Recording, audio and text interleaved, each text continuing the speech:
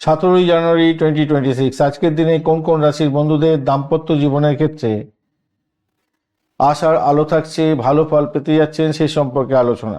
মেষ রাশির বন্ধুদের রাত্রি 9টা 18 মিনিট পর্যন্ত সময় দাম্পত্য জীবনে আনন্দ এবং মিলন থাকছে, ভালো ফল পাবেন।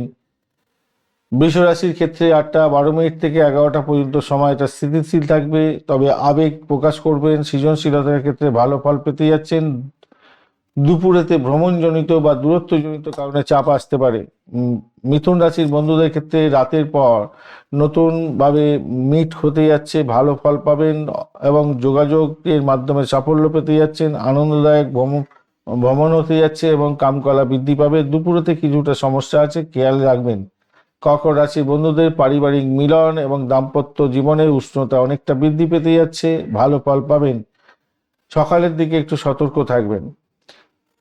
সিংহ রাশির বন্ধুদের সকালবেলা 8টা 12 মিনিটের পরে থেকে জীবনসাথীর সঙ্গে সৃজনশীলতা এবং আনন্দদায়ক কামকলা চলতে থাকবে, ভালো হবে, তবে দুপুরে ব্যাঘাত আছে, খেয়াল রাখবেন। কন্যা রাশির বন্ধুদের ক্ষেত্রে রাতেতে আজকের দিনে বিশ্বাস বৃদ্ধি হবে, স্থিতিশীলতা থাকছে, আবেগ ঘন মুহূর্ত এবং যৌন সুখ উপলব্ধি হতে যাচ্ছে, তবে দুপুরেতে সতর্ক থাকবেন।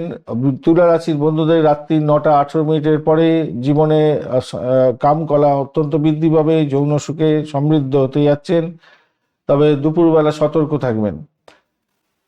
বৃশ্চিক রাশির বন্ধুদের ক্ষেত্রে সকাল থেকে দুপুরবেলা পর্যন্ত সময়টা সাফল্য আছে, তো এই সময় রহস্যময়তা আপনাদের মধ্যে বৃদ্ধি পাবে। দুপুরের দিকে একটু সতর্ক থাকবেন, রাত্রিবেলায় অ্যাভারেজ চলতে থাকবে।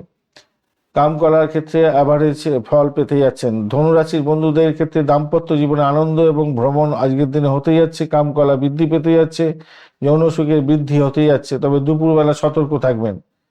মকর রাশির বন্ধুদের ক্ষেত্রে দুপুর থেকে রাত পর্যন্ত সময় স্থিতিশীলতা থাকছে, দায়িত্ববোধ এবং পরিকল্পনা বাস্তবিক জীবনে থাকবে এবং আপনাদের দৈহিক সুখ পেতে যাচ্ছেন, ভালো হবে।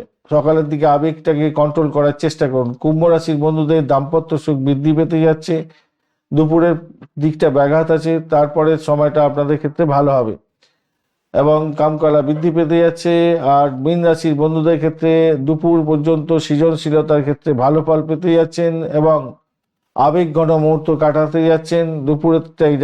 দুপুরবেলাটা একটু সতর্ক থাকলে সেকেন্ড হাফটা আপনাদের ক্ষেত্রে মঙ্গলজনক হচ্ছে এবং আপনারা আনন্দদায়ক কামকলা বা যৌন সুখের মধ্যে দিয়ে যাচ্ছেন, ভালো হবে। ধন্যবাদ বন্ধু, ভিডিওটি দেখার জন্য। লাইক শেয়ার কমেন্ট অবশ্যই করবেন। এই ধরনের ভিডিও পেতে অবশ্যই চ্যানেলটি সাবস্ক্রাইব করে রাখবেন।